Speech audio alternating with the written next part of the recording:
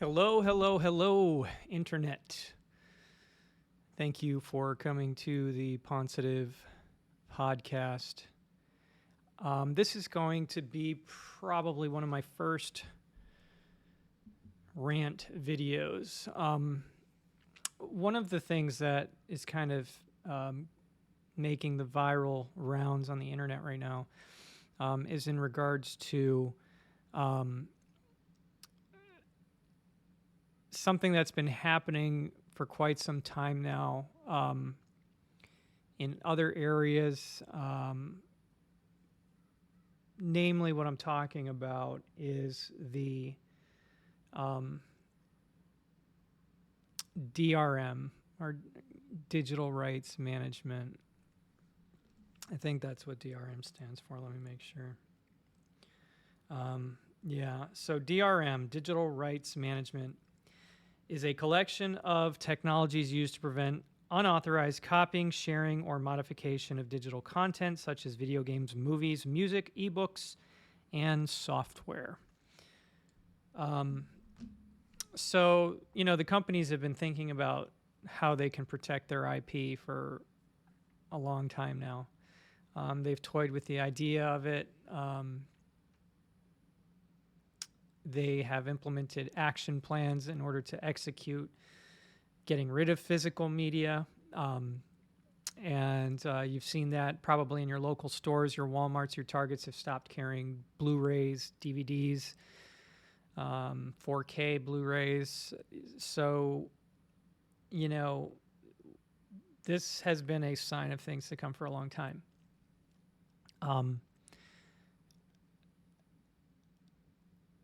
I have not been a big fan of the digital revolution here. I'd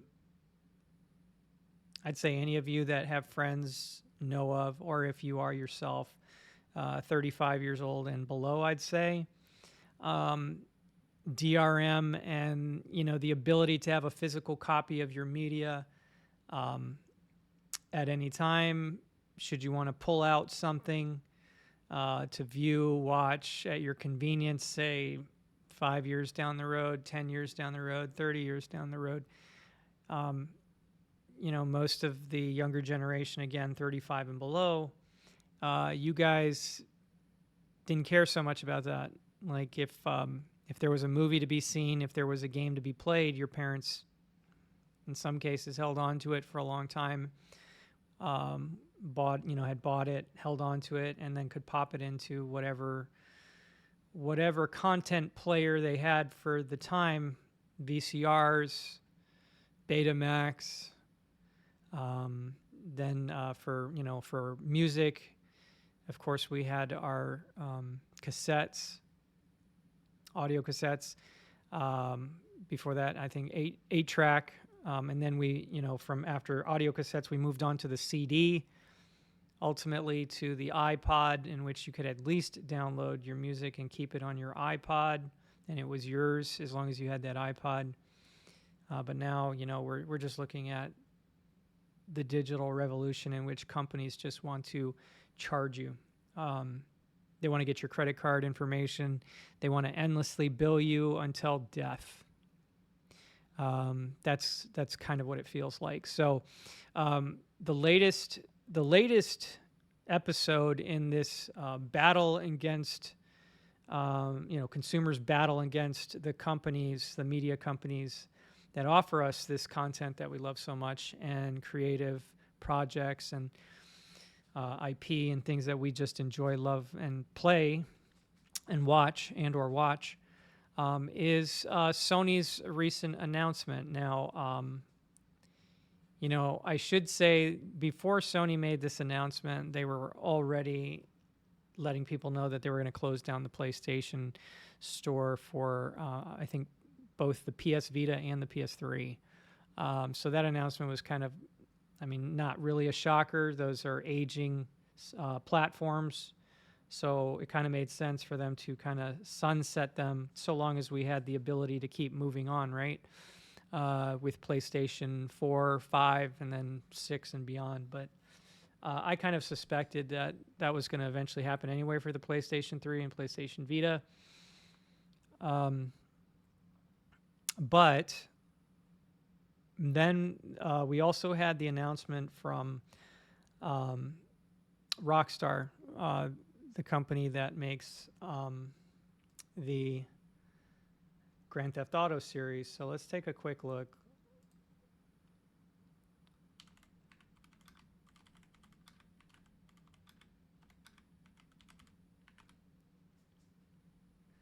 Grand Theft Auto 6 digital only. So, you know, I mean, you can see clearly that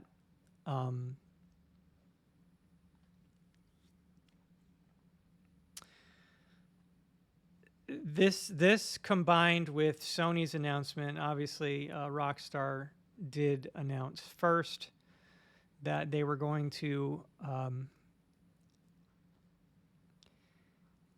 they were only going to release Grand Theft Auto 6 as a digital only release. It kind of put a real sour taste in the mouth of gamers that like their games in physical form, cartridge form, or CD form. So, you know, this comes as a pretty big blow to a lot of industries that count on physical media to stay alive. So the Grand Theft Auto announcement was bad in itself, but then Sony came behind a little later, and they went ahead and they announced here, as you can see, in response to shifting trends. Gotta love that. In response to shifting trends, meaning the shifting trends of them wanting more profit, less cost, shifting trends in consumer preference. New games will be released on PlayStation Store and at retailers in digital formats only. So, as you go to read on, you know, everybody at this point probably has seen some form of this story on, you know, whatever your given choice of news outlet is. But this is pretty big news. This isn't just for video gamers.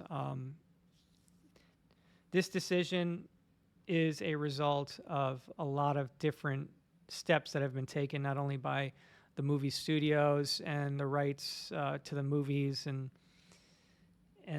you know, DVDs and Blu-rays disappearing off shelves. This is video games, and video games as an industry is just huge. I believe it is. I don't have the numbers in front of me. We can search that in a second, but obviously it's a bigger industry than it's, I believe, the largest entertainment industry there is right now. Let's go ahead and take a look. Video game industry revenue. Let's go ahead and see here. Okay. Global video game industry generates massive revenues ranging from $322 billion to $522 billion annually. Yeah. Let's go ahead and look at movie industry revenue.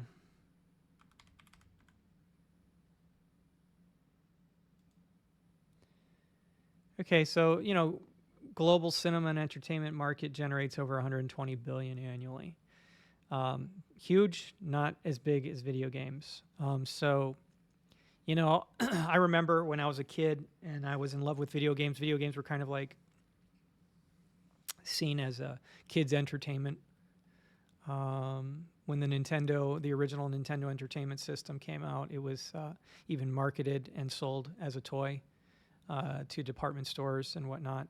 So it was kind of crazy to me that at some point video games overtook the movie industry and ended up now by far exceeding the revenues of what the movie industry is. So this now comes as a huge, huge blow. And I'm sorry for the runny nose. I just have been feeling under the weather. Anyways, you know, they go on and, you know, obviously they have an army of PR people that can try to word this in such a way that makes it sound like this is a benefit to the consumer market, right? The video game players of the world. I just hate that they start off with saying, as consumer preferences and the broader entertainment industry continue to shift away from physical discs. There's a reason why you guys, meaning you guys, the entertainment companies, you slowly but surely and strategically kept taking away bits and pieces of those physical, tangible copies of content that we so loved. You marketed for digital distribution. It was a slow bleed.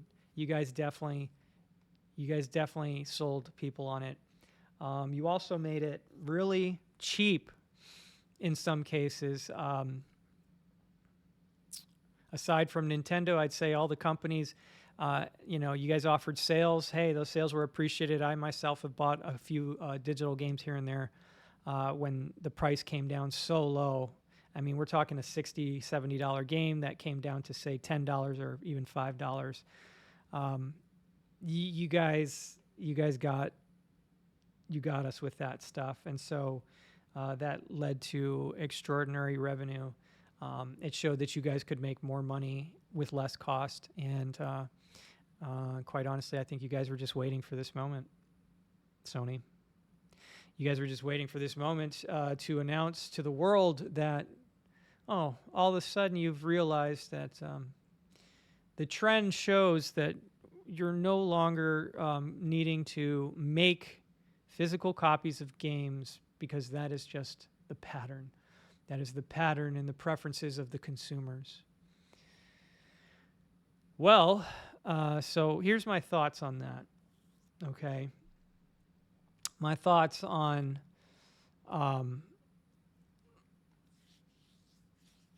where this is headed if Sony doesn't try to change this decision. And there's some things that I think consumers also need to have in mind, as far as realistic expectations on what it is that they're getting when it comes to physical media. All right. First off, it's been quite some time, I believe, since PlayStation 3 era that the game content on discs, sometimes it was getting to be locked out unless you had the disc. Sometimes downloads were necessary in order to access a server for a certain piece of content that would authorize that game to play in the system. Don't quote me on that, but I'm pretty sure that started around the PS3 stage of the video game industry. And then, same thing with Xbox and 360 at the time. And then since that time, a lot of money is put into the production of games. Games now easily have budgets that exceed $100 million in some cases for the blockbuster games. So, a lot of these decisions were made, I think, in order to offer blockbuster-sized video games. Immediate downloads were necessary upon purchase, and putting the disc in your system. I know for me, that's a lot of when I started checking out of video game playing. I used to love buying video games, getting the latest systems, especially when I was a kid. It was more rare, obviously, when I didn't have my own, disposable income in order to spend on my hobbies. So it was either parents having to buy it or I had to save up. But then when I became an adult, I started buying pretty much whatever I wanted so long as I could afford it. And then when I started having, my own children, I enjoyed video games. I wanted them to be able to enjoy video games, and I would buy them video games as well. So these physical copies of games were so important to me because I knew, being somebody who originally started playing I've been playing video games since I was barely walking. My parents owned a restaurant chain, and we had. I have the most vivid memories of walking into the bar area of the restaurant, one of the restaurants, and we had a Donkey Kong arcade machine in there and a Pac-Man cabinet, or the sit-down Pac-Man cabinet, arcade cabinets. And I would just be fascinated from that time about video games. I used to sit there and watch the customers play. I always felt intimidated by watching them play on the arcade machines, thinking I could never be as good as they are, and just appreciating the sprite graphics that were, designed for those games. And so ultimately, from there, my parents got me and my brother an Atari. I was really hooked. I appreciated video gaming for what it was at the time, which was, again, presented more of like a toy-like or innocent-like adventure for children. Obviously, the arcades were marketed more to, teenagers and adults, but when they finally brought games home on the Atari,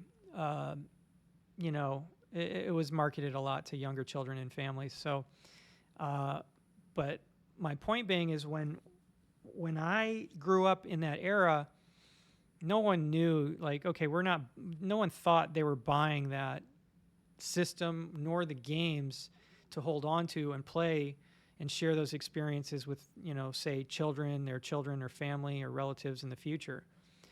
But it just got to be something that there was a market for. It evolved to where, video game buying and playing eventually became video game collecting.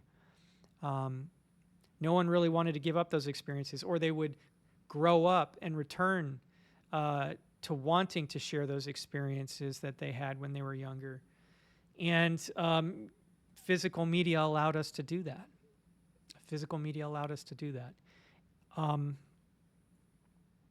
It saddens me that,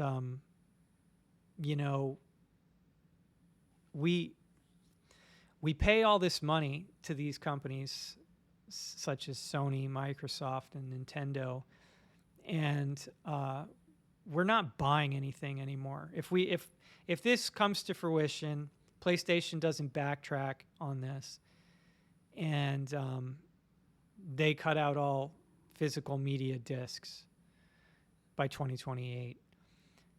Truly, then, the only things that video gaming is about is renting. Flat out. We are just renting video games. Same with movies. If they phase out, even more than they've already done, physical copies of movies, let's say we can't even purchase them at Amazon anymore. It's hard to find a good movie or the one that you want in your local stores, such as Walmart or Target. It's getting harder and harder to find the physical media of the beloved things that we want. And these companies are getting greedy. They're getting so greedy. They release it in theaters. Got to have a big opening day, right? For the box office. Got to make so much money. Contract says, theaters get it for whatever, 3-4 weeks. In that time, they all hope to make, billions. But that's not enough. Nope. Then they want to release it on streaming, and then there's a limited window in which you get to rent it on streaming only, rent only. And they want their money for that. And then eventually they'll open it up to buy digitally. And then eventually, yes, it will go to whatever streaming platform that you have to pay for in order to access the movie.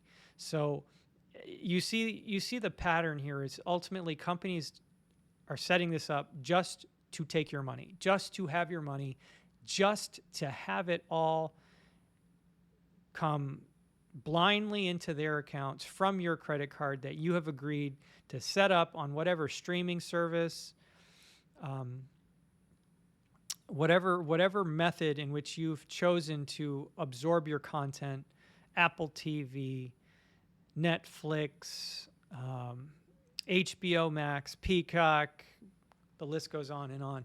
And it's all a big push to get your credit card digits put in. And then hopefully, they think, hopefully, maybe you'll just forget about it and just become accustomed to it and like it. And you keep on billing. And that pattern is just falling in line with everything. The video game companies, they started off with their online services with, at first some of them were free. Then they started charging, and then they upped the prices, and the same is going to apply to the video game companies. They're just going to keep on going. So in my long rant here so far that I've been going on, I guess I'm stating the obvious. Nothing that you couldn't have gone on the internet and read yourself. But my plea to anybody watching or listening to this is to really, if we want this to stop, if we still want to have a future where we can share these experiences over and over again without having to pay money time and time again for the same product, we need to hold these companies accountable. We need to hold them accountable by holding our patience. It's just my observation. And, I tend to get on the younger generation, but I do feel like there's a lot of impatience there to just jump out there and buy something, especially if it's digitally. It's just, I got to have it, got to see it right away. There was a video game crash back in 1983. Atari was killing it. Atari was starting a whole new industry, the video game home console industry. And they were making, I think the revenues had gone into the billions. And back in that time, that was like astounding. They were just making so much money. They were printing money. They didn't know what to do with it.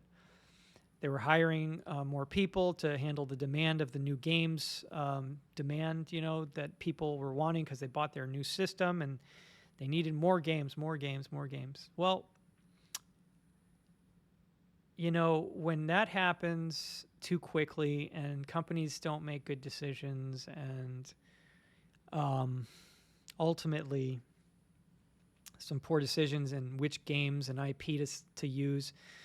Some of you may have heard the horror story that was E.T. Back in the day for the Atari 2600. When the industry rushed to try to make content that was not quality, that crashed the market. There was also too many options.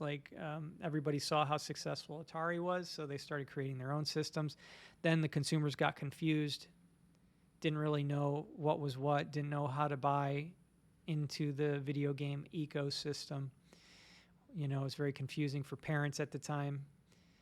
Kids just knew they wanted the game on TV. Parents were looking to save a buck. So ultimately, the video game industry died. It crashed, but it was only for about a year and a half or so before Nintendo came back, took their expertise that they had learned from in Japan and kickstarted it here in the U.S. again. And video games from that point on have just been on the rise and become, like I said earlier in this post, in this video, it is now one of the, if not the most dominant revenue earning entertainment platform in the world. So that being said, I think that the video game industry could crash again. I'm not saying it's going to crash again, but I think sometimes consumers have the power and the ability to make the threat to these companies by basically communicating with our dollars, our hard-earned dollars. If we decide that, you know, when a game comes out, if we can hold our patience and in a sense dictate where the market should be for these companies such as Sony and Microsoft and Nintendo, then they have to listen. If we create that market ourselves. Now, the unfortunate thing and the sad thing here is that probably not going to happen. Probably not going to happen. I wish it would happen, but I don't think it's going to happen. And the reason being is because the generation, my generation, the older crowd that started off with video games way back when, and we had that ability to collect physical media, and we realized decades after we started it that we could go back to it and revisit it with our physical media. That gave us a level of appreciation for these things, for physical media, for cartridges, for audio cassettes, for CDs, for compact discs. This is the stuff that, like, only the older generation, I think, appreciates as much. Whereas the younger generation grew up in this godforsaken, expendable, we want your money industry where the companies are purely out to take your money. And because they grew up in that, they don't know. They don't have the patience. They don't, in some cases, have the maturity to see the foresight of what's happening.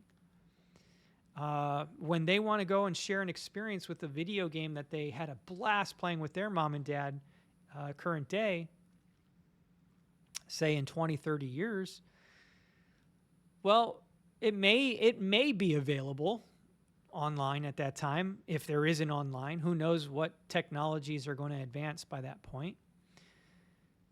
But let's just say in a hypothetical future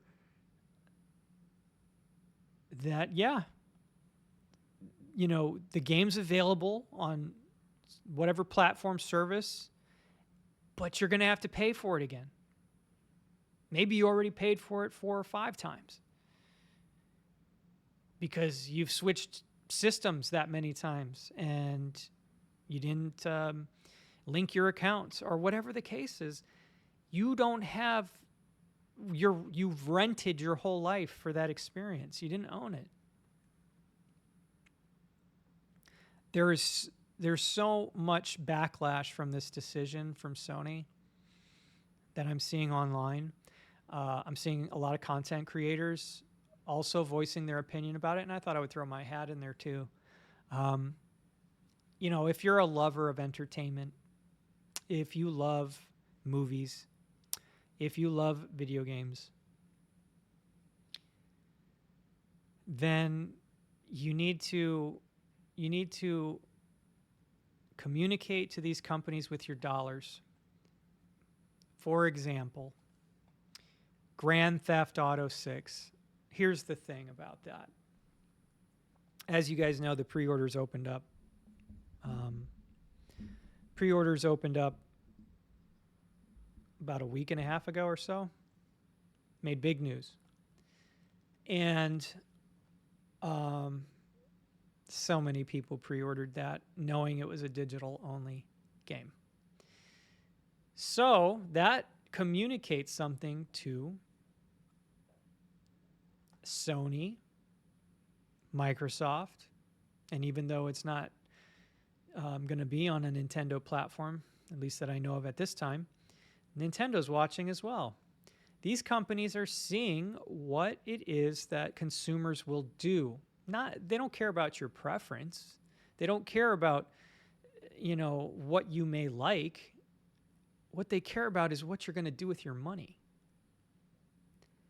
And those of you that just were so excited to go online and pay $70 or $100. Is it 70? It might be 79. I can't remember. But let's go ahead and take a look. Hold on.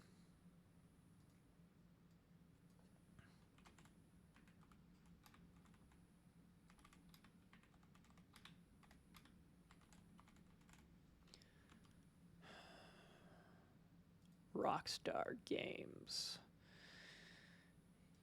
Y'all are greedy. You all are greedy.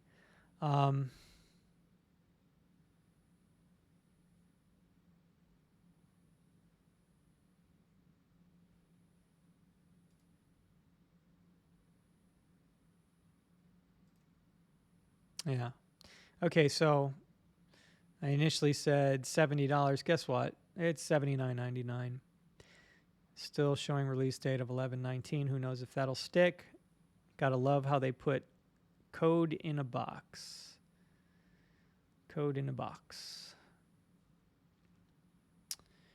Platform. Yep, you got your Xbox and PlayStation 5. So,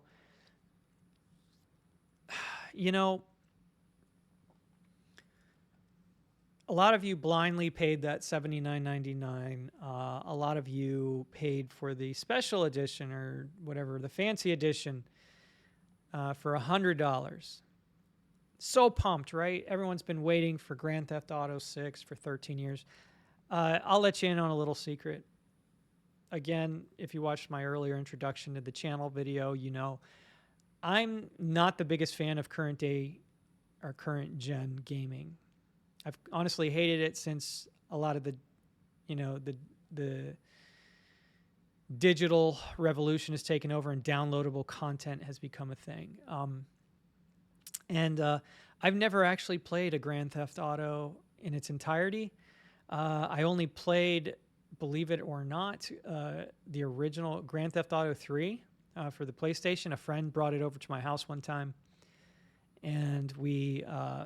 he was showing it to me. He was telling me how amazing this game was, that it was the first time you could do this and that. And I remember I watched it and I was not into it. To me, it was like, what's the point?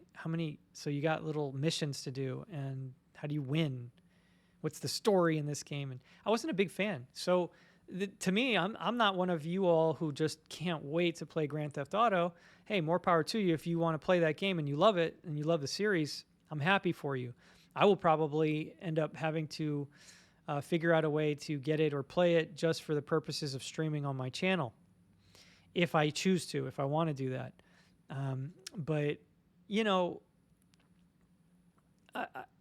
paid for this game digitally, and you told, everybody came and paid in droves for a pre-order, to the point of saying to these companies, yes, please, I will bend over and you can just give it to me right in the hole. Like, seriously, what is that? What is that about? Why does everyone have to pay for a pre-order of a game? I remember pre-ordering and then, having to go wait at the stores, and that was kind of fun. Meet with like-minded people, stay up till midnight opening or midnight launches for a game or system. That was really cool sometimes. But people are excited to buy a pre-order of a digital game, a digital only game. People were pumped.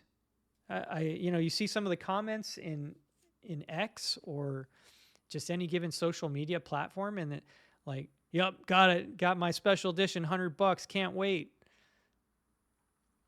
Again, if you're excited about it, I'm happy for you. But what I am trying to get everybody to be level-headed about is, are you okay with paying for that game? And let's just keep on the example of Grand Theft Auto.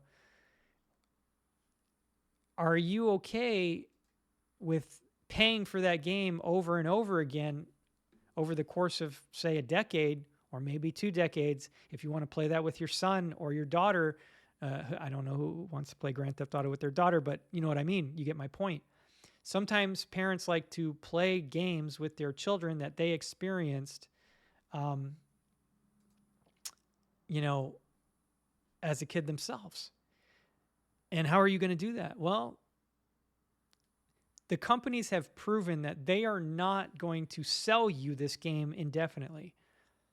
There's plenty of stories on the internet. We're not going to look at them now, but there's plenty of stories on the internet that you can go look and you'll see people have had their digital games destroyed, taken away, removed from their hard drive, like some sort of phantom in the night by these companies. I myself was a victim of that on my PlayStation 3. I hadn't logged into it for quite some time. I wanted to go back and I think play, it was Marvel vs. Capcom 2 that I had downloaded that was no longer downloadable for most. And I go on and every game that I had downloaded was wiped off my hard drive. I had to go into my downloads and re-download everything I had ever downloaded to the hard drive on my PlayStation 3, and I was lucky that I was able to do that. But here's the thing. So what happens now, since Sony is talking about closing down the PlayStation Store for PS3 and PS Vita? Well, if that happens again, and I log into my PS3 and all my games are gone, and the PlayStation Store for PS3 is discontinued, well, guess what? How many hundreds of dollars did I pay in content that I no longer have? That's my point. And that happened sooner than I thought it would. I bought the PlayStation 3 back in 2006 opening day. And here we are, it's 20 years later. And, you know, the trend of companies trying to basically gatekeep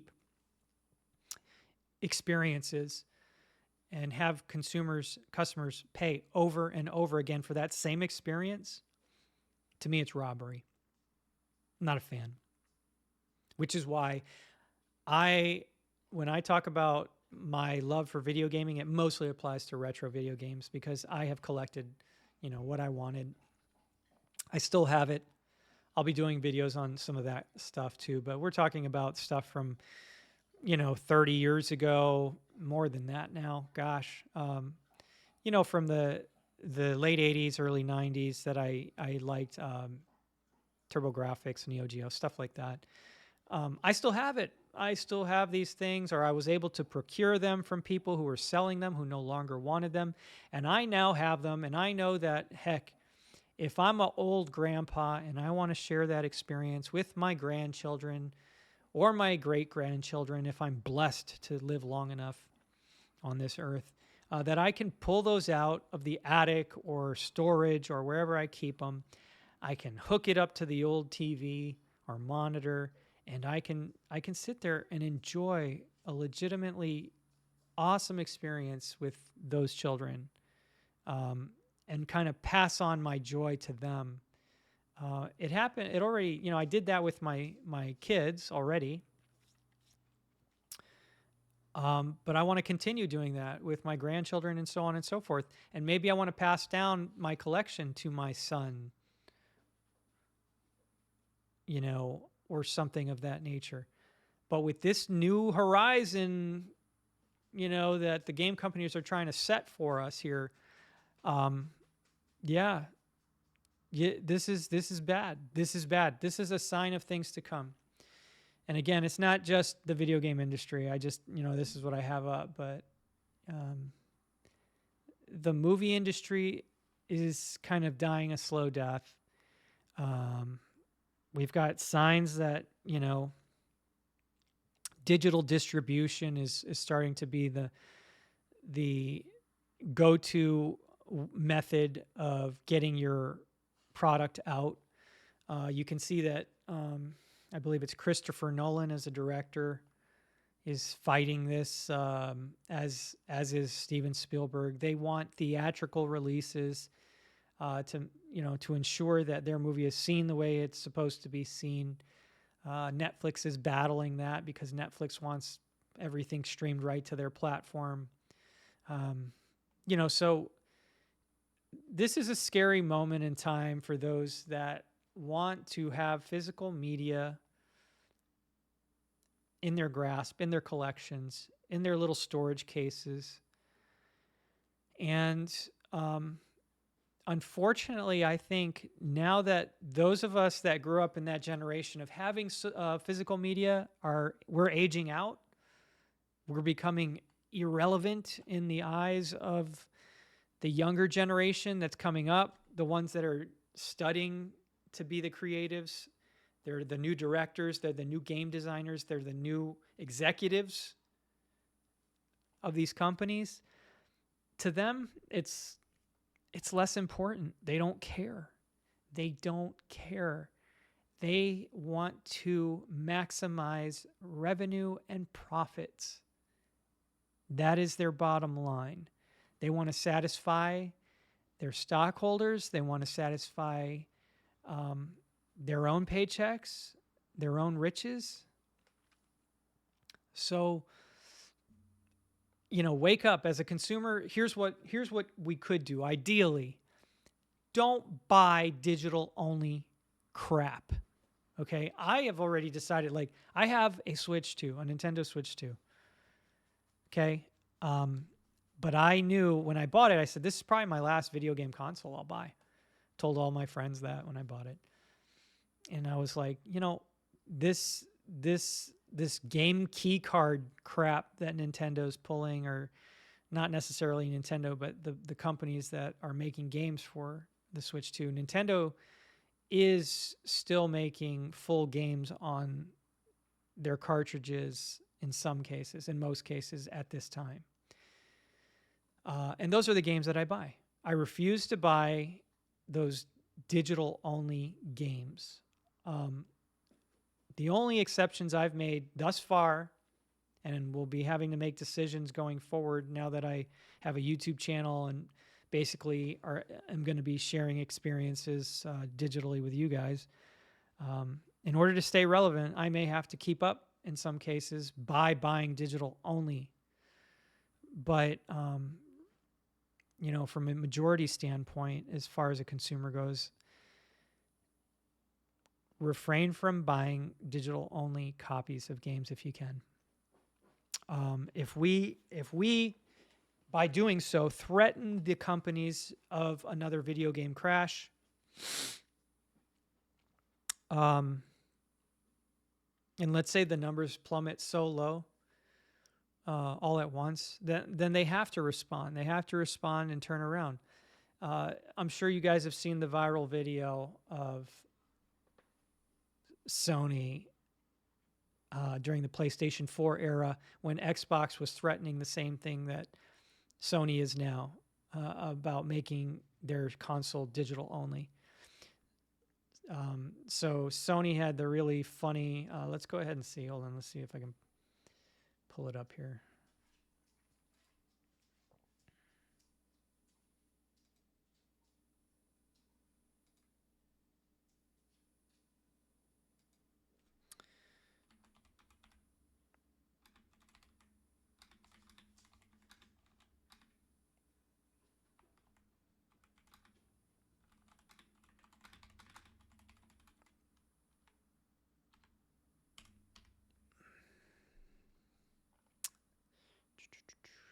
Here it is. I love this. This is how you share your games on PS4.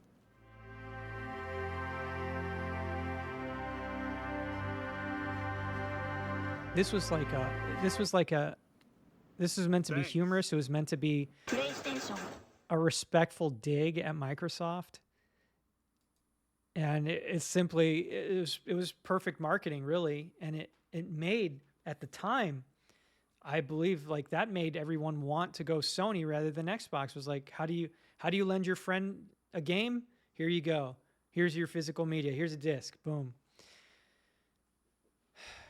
Granted, some people weren't realizing that DRM was already taking place. Sometimes those discs didn't have the full game on, you know. It still had to be, still had to have access to a server to download some of it or part of it or whatever. So anyways, yeah, for them to now 13 years later or so from that video turn around and just hit everybody, all the fans, all the video game fans with, the fact that this is, consumer patterns and trends that are causing this decision. They may be right, but I do think there's major exaggeration going on. They want it to go a certain way. So, I mean, do we have those accurate numbers? I don't know that anyone has those numbers accurately except the video game companies. And what they see is probably that they are seeing an increase in digital purchases. It's probably starting to overtake 50% or more. I don't know. I'm not an expert on that, but they want to save the money in the production costs of discs and the plastic boxes that hold them. And they want to keep the prices the exact same, not pass those savings on to us as consumers. And then ultimately they're going to raise the price of the game, saying that the production prices and budgets warranted it. So this is my ridiculous plea that any video game player will say, you know what, dude, you're just old. You're an old timer. You're not willing to change with the times or whatever. Maybe so. But I would like for you then to come back to me. If you're, again, anywhere 35 and below, come back to me in about 20 years. Okay. I'll be a pretty old man by then, but come back to me and then tell me how bad it sucks that you can't experience that again without having to pay again. Maybe a game gets discontinued forever. Maybe it's such a special game you shared a moment with your children on Christmas morning, and you want to relive that experience again with your grandchildren, or you want your children to be able to relive that experience with their children. And guess what? You can't, because that game has gone the way of the dodo. It's gone. It's disappeared. It's been discontinued. That just happens sometimes. You've seen it. I know I've seen it. There's certain games that just stopped existing, even though you downloaded it. The horror demo. Oh gosh, Hideo Kojima. He was going to make a Silent Hill video game, and there was a demo that was released for the PlayStation 4. What was the name of that?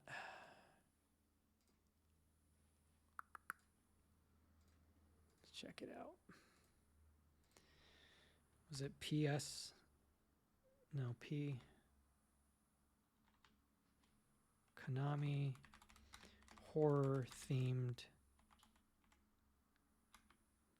demo. Hideo Kojima.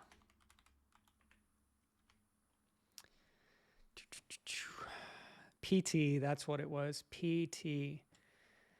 Yeah, so PT, great example of a game or a demo, really, of what was going to be a game. Even had Guillermo del Toro. He was collaborating with Hideo Kojima on it.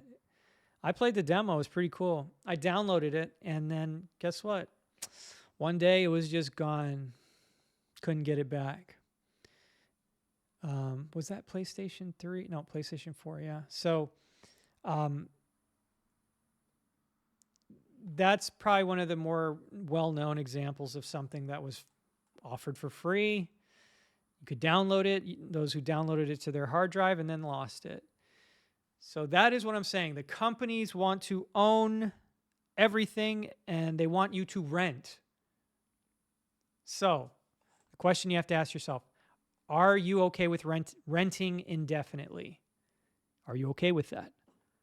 Maybe you are. Maybe you like to rent indefinitely. I don't. I like to own the things that I pay my hard-earned cash for, and I like to own it for as long as I can take care of it. I mean, that's why I take care of my things. I have things that I have made last for decades.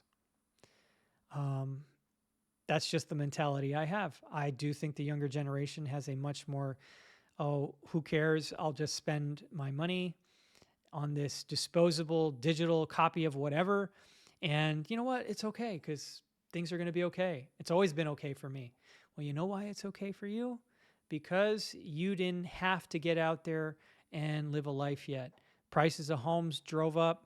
A lot of the younger generation can't afford homes and such. So some of you in the age bracket of 35 and under don't even have a home yet.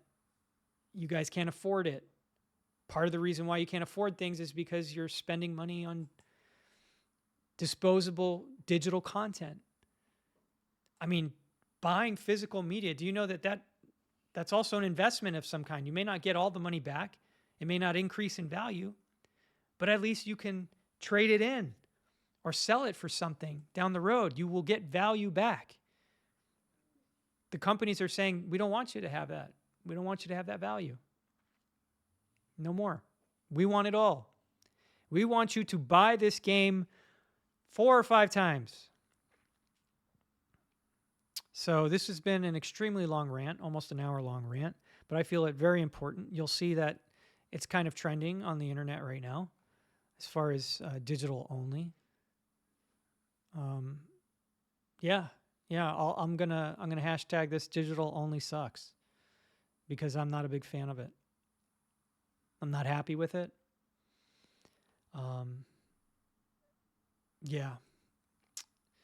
So I'll go ahead and just end on this note.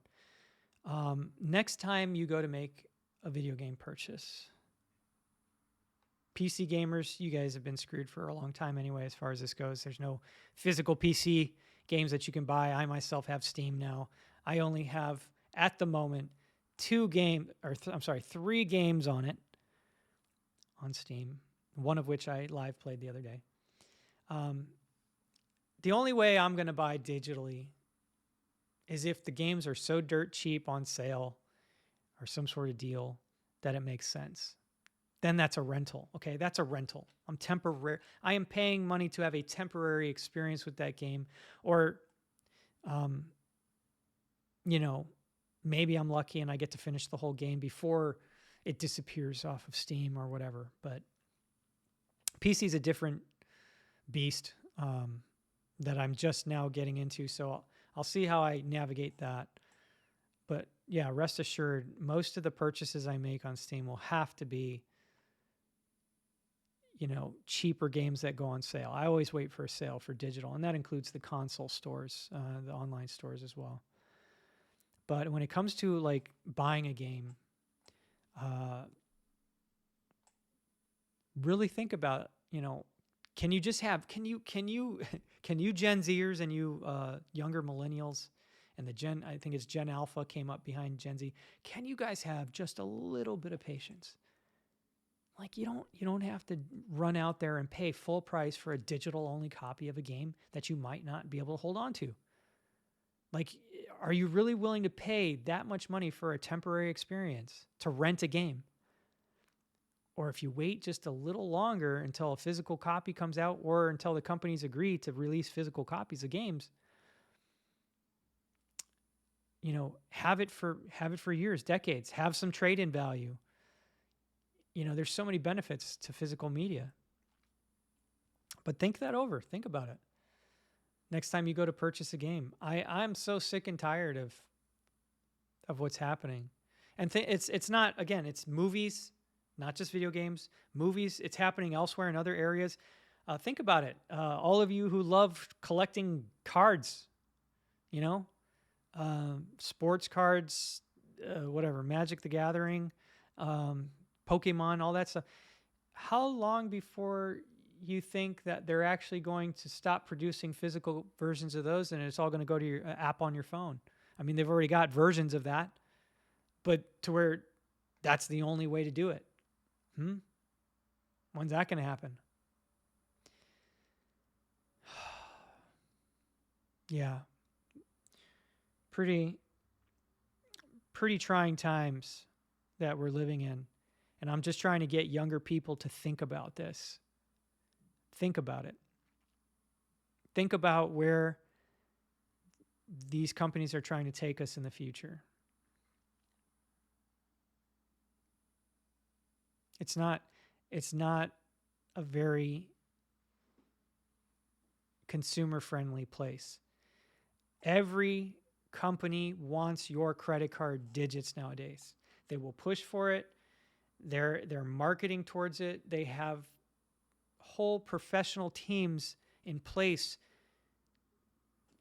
to digitally brainwash you to think that that is the way life is and it just should be, so that way you put in those digits inside their system and then forget about it.